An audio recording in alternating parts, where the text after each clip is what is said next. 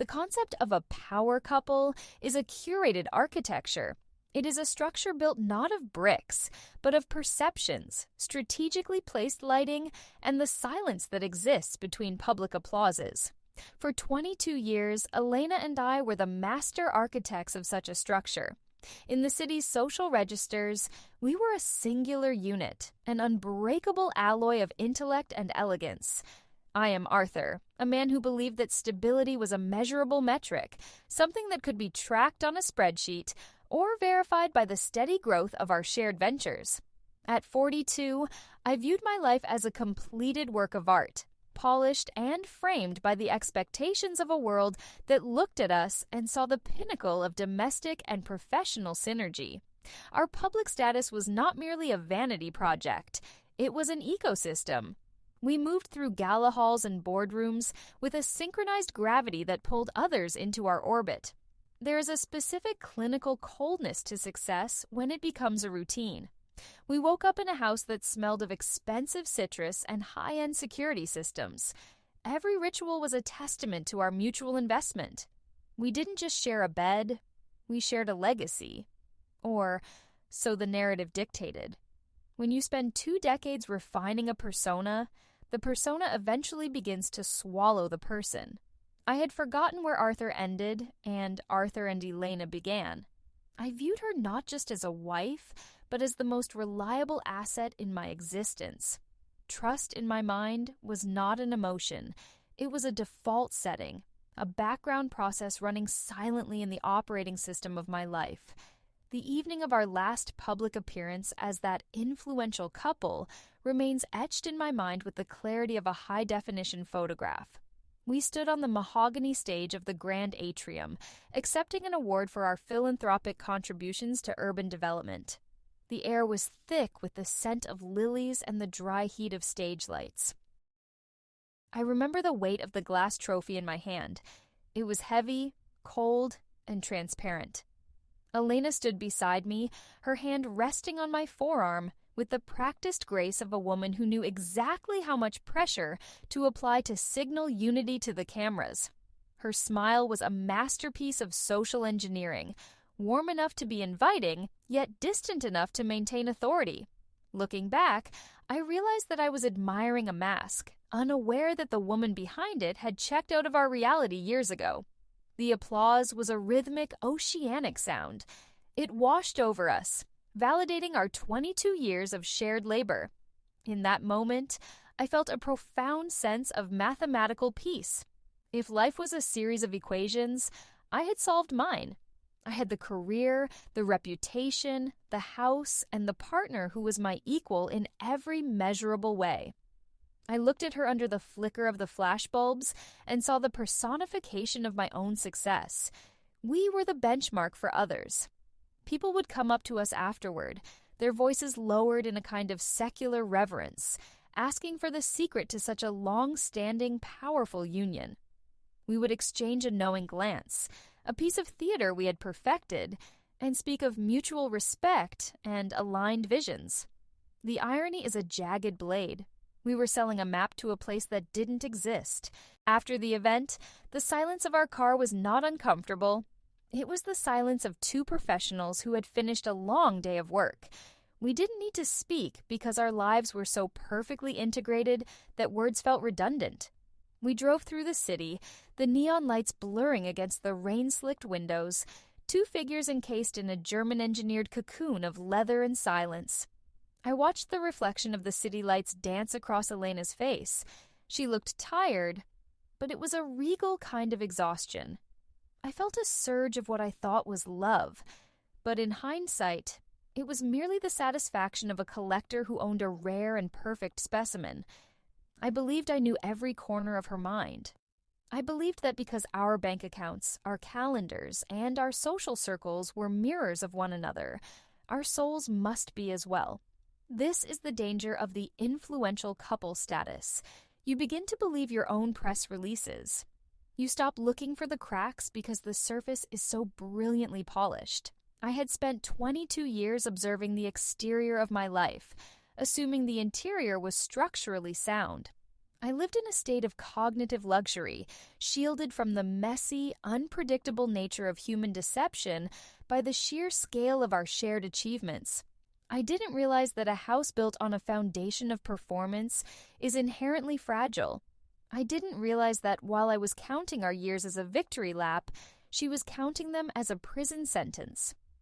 When we returned home that night, the house felt like a museum, vast, quiet, and filled with objects that testified to our status. We moved through the rooms like curators. There was no passion, but there was a deep, resonant sense of order. I went to my study to settle some final digital affairs for the day, a glass of amber liquid in my hand, feeling the quiet hum of a life well lived. The award sat on the desk, reflecting the dim lamplight. It was a symbol of a 22-year contract that I believed was ironclad. The tragedy of betrayal is that it rarely begins with a scream.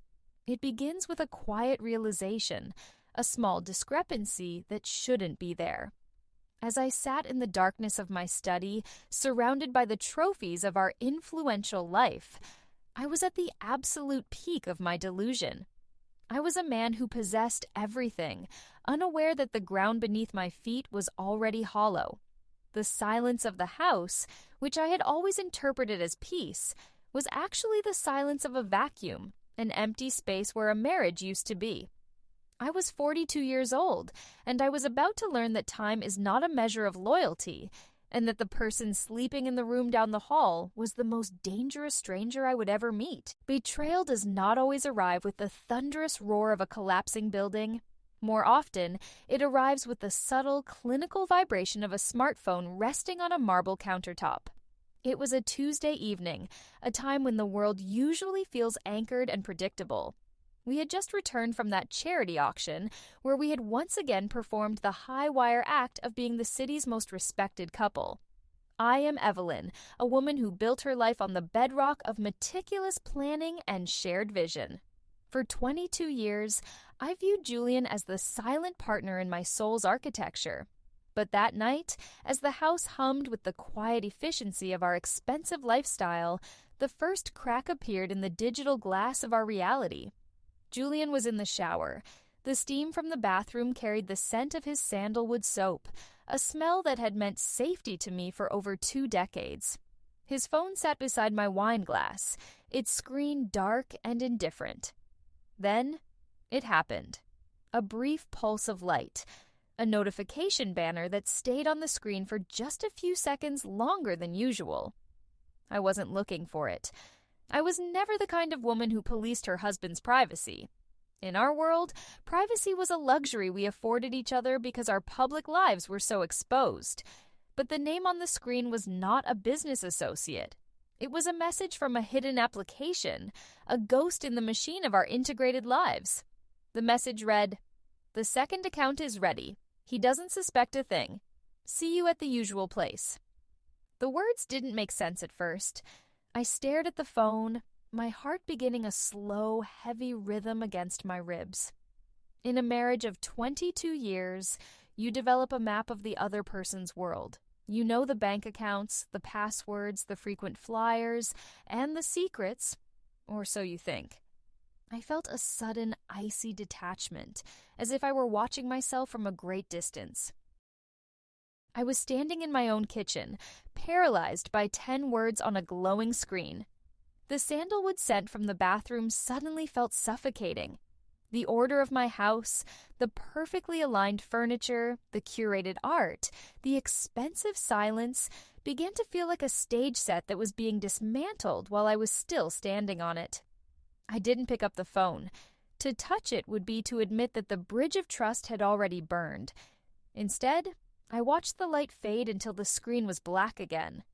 I stood there, clutching my wine glass so hard I thought the stem might snap.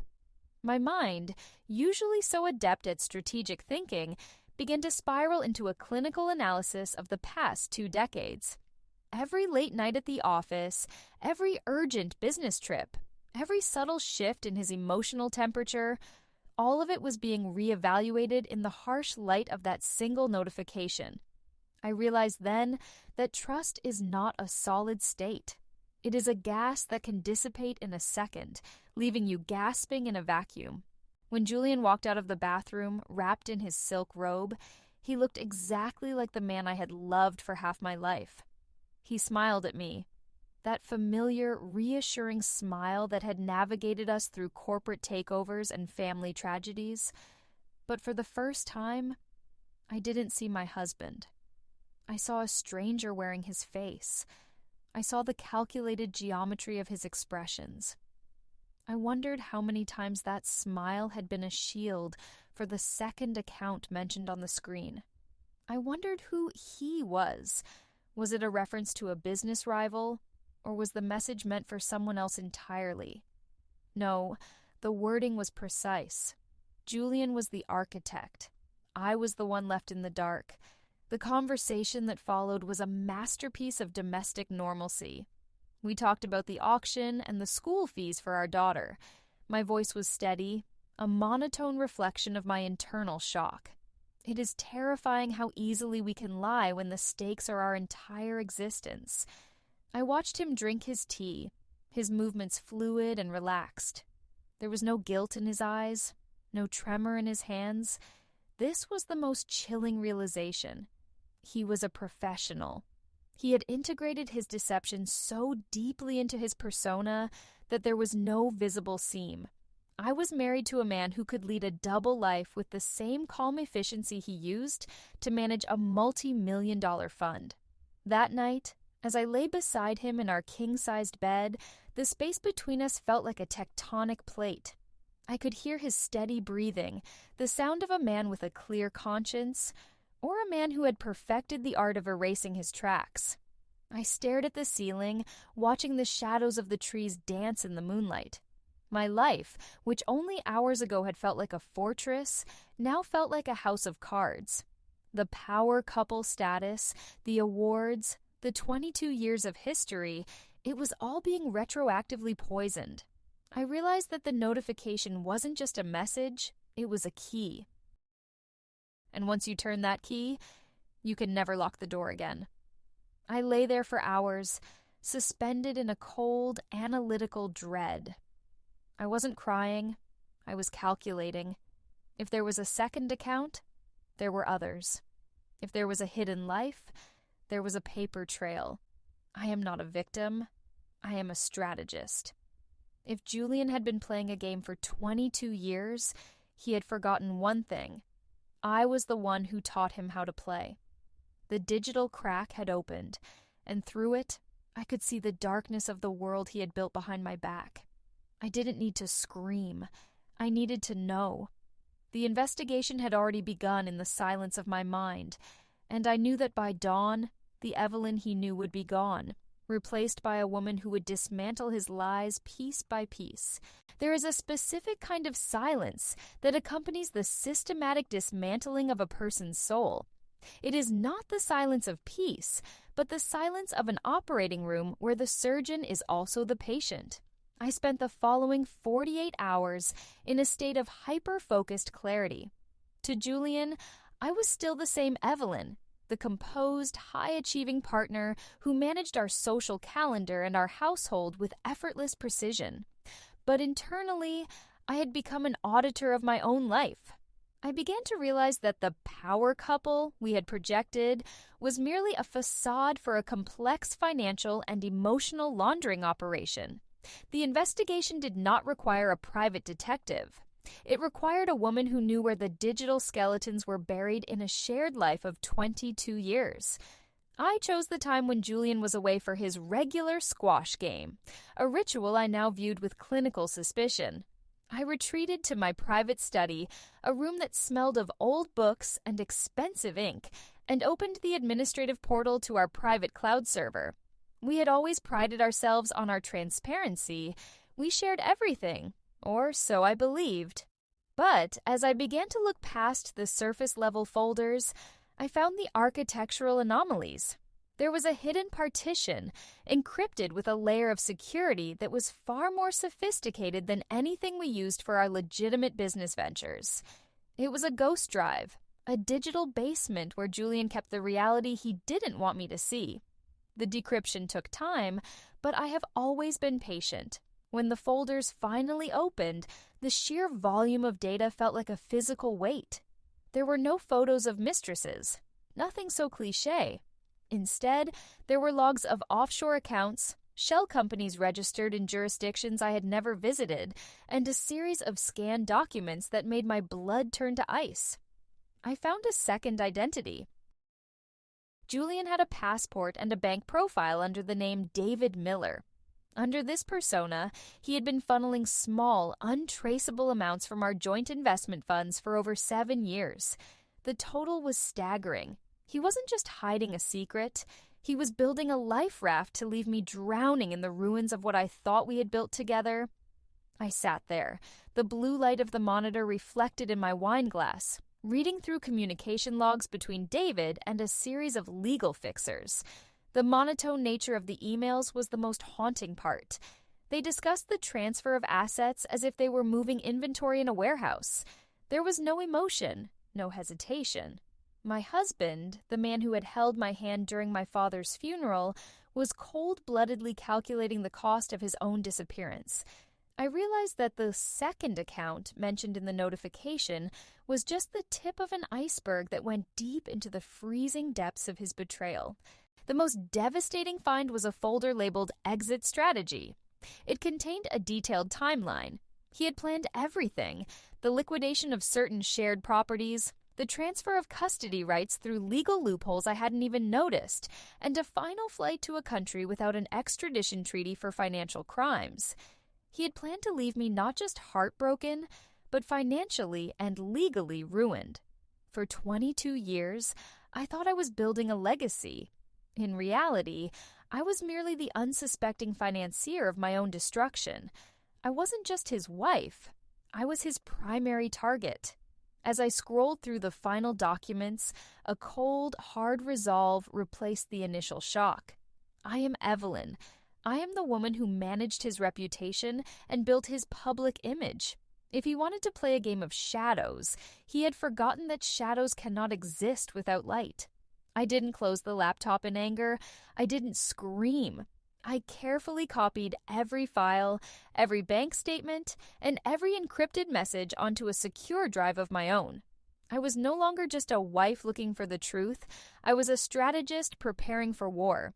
He thought he was the only one with an exit strategy, but he was about to learn that when you betray a woman who has spent 2 decades making you look like a hero, she knows exactly where to strike to reveal the villain underneath.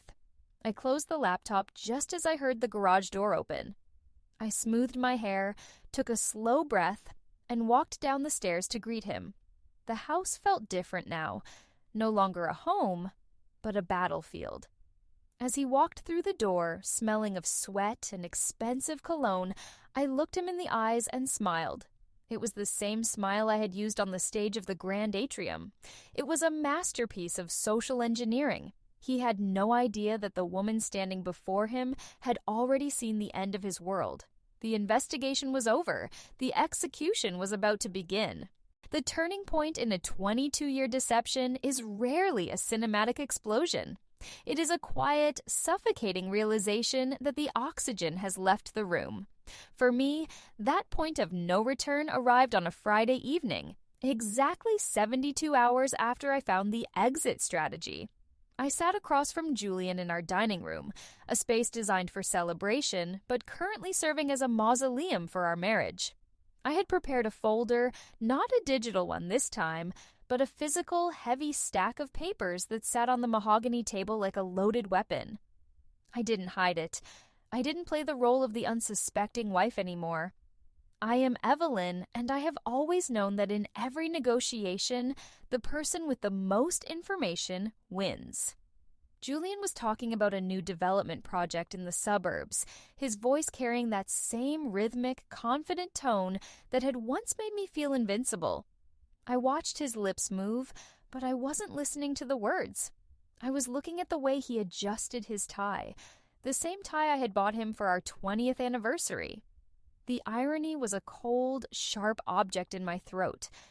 I waited for a lull in his monologue, a moment where the silence could do the heavy lifting. When it came, I didn't scream. I didn't even raise my voice. I simply pushed the folder across the polished wood until it tapped against his wine glass. "I found the David Miller accounts, Julian," I said. My voice was monotone, a flat line on a monitor. "I also found the apartment lease in Seattle and the flight logs for the private charter next month. I assume the system config folder was your way of telling me you've been planning this for 7 years. The change in the room was instantaneous. The air didn't just get cold, it became stagnant. Julian didn't reach for the folder immediately. He froze. It was a microscopic glitch in his perfect armor, a slight tightening of the jaw, a flicker of something that wasn't guilt, but calculation. He was already thinking 3 moves ahead, trying to determine how much I actually knew versus how much I was bluffing. But I don't bluff. I had printed every offshore transaction, every email to his legal fixers, and every detail of the exit strategy. I watched him realize that the influential couple he had spent 2 decades building was now a crime scene, and I was the lead investigator. When he finally opened the folder, his hands were steady. That was the most devastating part. Even now, with the ruins of our life laid out in black and white, he remained a professional. He flipped through the pages with the clinical detachment of a CEO reviewing an unfavorable quarterly report. He didn't offer an apology. He didn't beg for forgiveness. Instead, he looked up at me, and for the first time in 22 years, I saw the man behind the mask. He looked older, harder, and entirely devoid of the warmth I had mistaken for love. He realized that the Evelyn sitting across from him was no longer his partner. I was a threat that needed to be neutralized. "It was never just about the money, Evelyn," he said, his voice as cold as mine. There was no "we" in his sentence anymore. The integration of our lives had been severed in a single moment. "You were always too focused on the architecture. You never looked at the foundation. You thought we were building a kingdom, but I was just building a way out." That sentence was the point of no return. It wasn't just a confession of theft. It was a confession of total emotional absence. 22 years of shared memories, family dinners, and professional triumphs were dismissed as a construction project he had outgrown. I felt a profound sense of emptiness, but also a strange clinical relief. The uncertainty was gone. The man I had loved didn't exist, and the man who did exist was an adversary. I realized that our marriage hadn't been a union. It had been a 22-year hostage situation where I was both the captive and the benefactor. I stood up, leaving the folder on the table. The power couple was dead.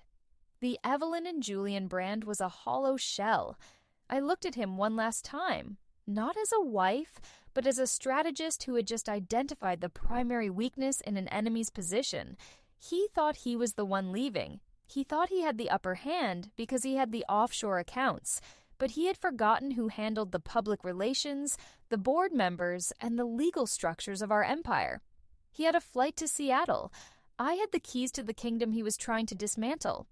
As I walked out of the room, I didn't look back. The silence that followed wasn't the silence of a house at peace. It was the silence of a bomb with the timer reaching 0. I went to my study and picked up the phone. It was time to call the lawyers. Julian wanted a secret double life, but I was about to make sure his reality became very, very public. The point of no return was behind us, and the only thing left was the chaos of the fallout. The collapse of a 22-year empire does not happen in a vacuum.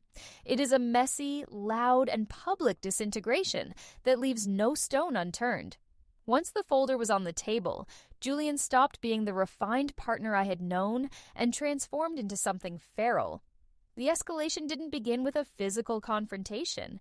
It began with the clinical, systematic destruction of our shared resources.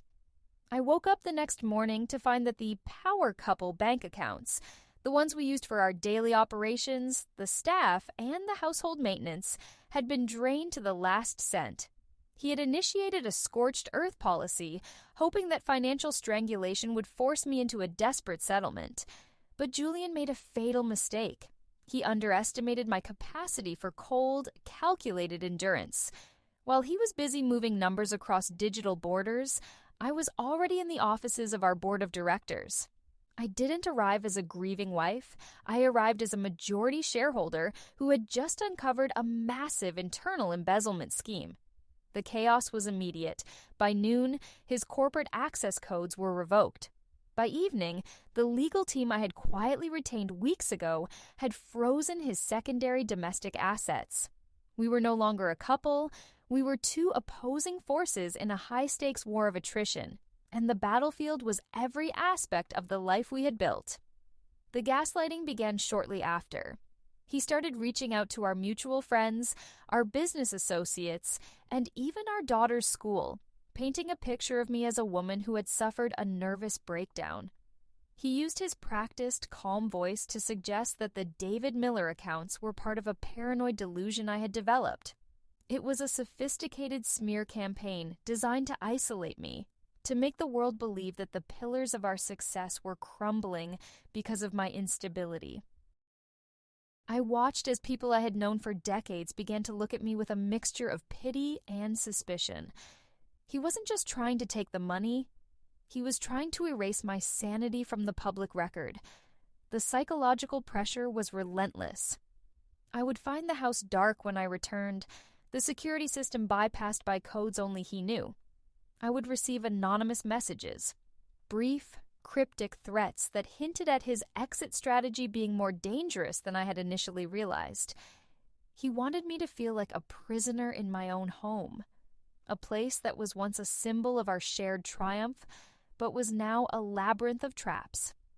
I felt a profound sense of isolation, but it only served to harden my resolve. I realized that the man I had lived with for 22 years was not just a liar. He was a predator who had been studying my weaknesses for a lifetime. But every move he made left a trail. His attempt to drain our accounts triggered a series of red flags that my legal team used to secure an emergency injunction. His smear campaign backfired when I provided the board with the encrypted logs from the system config folder.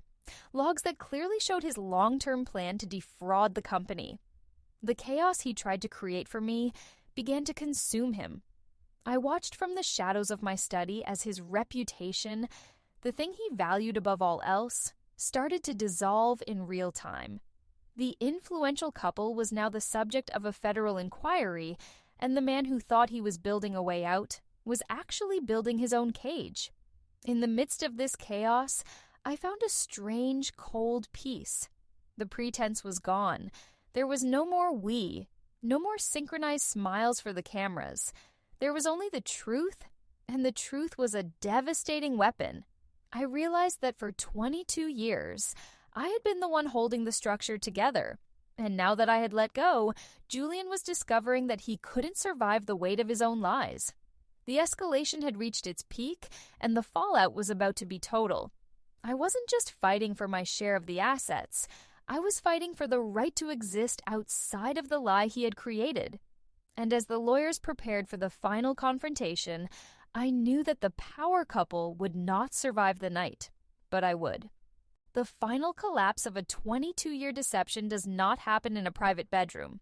It happens in a room filled with fluorescent light, polished mahogany, and men in dark suits who trade in the currency of cold, hard facts. The day of our final board hearing was the climax of the war Julian and I had been waging in the shadows. He arrived looking every bit the power couple half, impeccably dressed, his posture radiating a calm, calculated confidence that suggested he was still in control. He still believed his own narrative. He still believed that the smear campaign against my sanity had worked. But he had forgotten that while he was playing with emotions and reputations, I had been collecting evidence that was immune to gaslighting. The boardroom was silent, the kind of silence that precedes a verdict. I sat at the far end of the table, my face a mask of clinical indifference. I didn't look at him. I didn't need to. I watched the faces of the board members, men and women who had been our friends, our mentors, and our partners for 2 decades. They looked at Julian with a mixture of confusion and guarded expectation. He began his opening statement with a practiced ease, attempting to frame the recent financial discrepancies as a series of administrative errors exacerbated by my emotional instability. It was a bold move, a final attempt to bury the truth under a mountain of character assassination. I waited until he finished, letting his lies hang in the air like stagnant smoke. Then I stood up. I didn't deliver a speech. I didn't appeal to their emotions. Instead, I projected a single document onto the screen, the final forensic audit of the system config folder. I walked them through the timeline of the David Miller persona. I showed them the exact moment he began siphoning funds, the offshore accounts in the Cayman Islands, and the flight logs that matched his business trips with the movements of the phantom accounts. The room went from stagnant to freezing. The evidence was not a matter of opinion, it was a mathematical certainty. The mask Julian had worn for 22 years didn't just slip, it shattered. I watched as the color drained from his face, replaced by a gray, hollow desperation. He tried to speak, but the words died in his throat. The board members, the very people he thought he had manipulated, turned their gaze toward him, and in that moment, I saw the exact second he realized he was no longer an influential partner. He was a liability. He was a thief who had been caught in a trap of his own making. The power couple was officially dismantled, not by a scandal, but by a spreadsheet. The fallout was total. By the end of the afternoon, Julian was stripped of his executive powers. The legal injunctions I had filed were upheld, freezing every cent of the David Miller accounts before he could trigger his exit strategy. The house, the assets, the reputation, everything he had tried to steal from our 22-year union was legally clawed back. He was a man who had planned to leave me in the ruins, but instead, he was the one left standing in the debris of his own ambition. He wasn't just losing a marriage, he was losing his entire existence. As I walked out of that building, the air felt different. The weight of the 22-year lie had finally been lifted. I looked at the city skyline, the same one we had looked at from the stage of the Grand Atrium, and realized that for the first time in my adult life, I was no longer an architect of a persona. I was just Evelyn. Julian was escorted from the premises, a broken man who had gambled 22 years of trust for a phantom life in Seattle and lost everything on the final hand. The culmination was not a victory of love, it was a victory of truth. And as the sun began to set over the city, I knew that the hardest part was over. The empire was gone, but the foundation was finally mine. Reconstruction is a much quieter process than destruction. It happens in the small, unremarkable moments. The first morning you wake up and don't immediately check for hidden files. The first evening you spend in a house that no longer feels like a gallery of lies. I moved away from the city that had witnessed my public triumph and my private execution. I chose a place where the air smells of salt and cold wind, a stark contrast to the stifling, citrus-scented luxury of my former life. I am Evelyn, and at 42, I have finally realized that my greatest achievement wasn't the power couple status or the awards. It was the moment I stopped being an accessory to a lie and started being the author of my own reality. The silence here is different. It's not the vacuum-like silence of a house built on secrets. It's the resonance of a life that is finally aligned with the truth. I spent months dismantling the remaining pieces of our shared empire. The legal battles were long, a slow-motion grinding of gears that eventually left Julian with nothing but the shadow of the man he used to be. I heard through the lawyers that he moved to a small, nondescript apartment, his reputation so thoroughly decimated that no board would ever have him again. He didn't get his flight to Seattle. He got the anonymity he claimed to crave, but without the millions he tried to steal to fund it. He is a ghost in his own life, a man who traded 22 years for a handful of sand. I often sit on the porch of my new home, watching the tide pull away from the shore. I think about the power couple we were, and I realize that I don't miss that woman. She was a curator of an illusion, a person who lived in a state of high-functioning denial. I see my daughter's face when she visits, and for the first time, our relationship isn't filtered through the lens of a family brand. We talk about real things, about the weight of the past and the uncertainty of the future. The truth was a wrecking ball that destroyed the world I knew, but it also cleared the ground for something that doesn't need to be polished or performative. It just needs to be true. I have deleted the old photographs, not out of anger, but out of a need for clarity. When I look at the space where those pictures used to be, I don't feel a void. I feel a sense of profound space. I've taken up the hobbies I abandoned decades ago, the things that didn't fit into the influential couple aesthetic. I read books that have nothing to do with finance, and I walk for miles without checking a schedule. I am learning that time is not an investment to be managed, but a resource to be lived.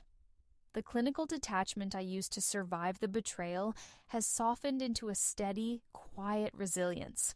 There is a strange power in starting over when everyone expected you to stay broken. The people who once looked at me with pity now look at me with a kind of distant wonder. They see a woman who didn't just survive a scandal, but who reclaimed her soul from it. I don't need a partner to validate my status or a board of directors to confirm my worth. I have built a new architecture, one that is simple, solid, and transparent. The foundation is no longer hollow. It is made of the hard-won lessons of a 22-year mistake. As I watch the sun dip below the horizon, I realize that the story people will tell about us will always be about the betrayal, the hidden folder, and the second account. But that's not my story anymore. My story is about the quiet morning after the storm. It's about the peace that comes when you no longer have anything to hide. The influential couple is a footnote in a history book I've already closed. I am here, I am whole, and for the first time in my life, I am not looking for an exit strategy. I am exactly where I need to be.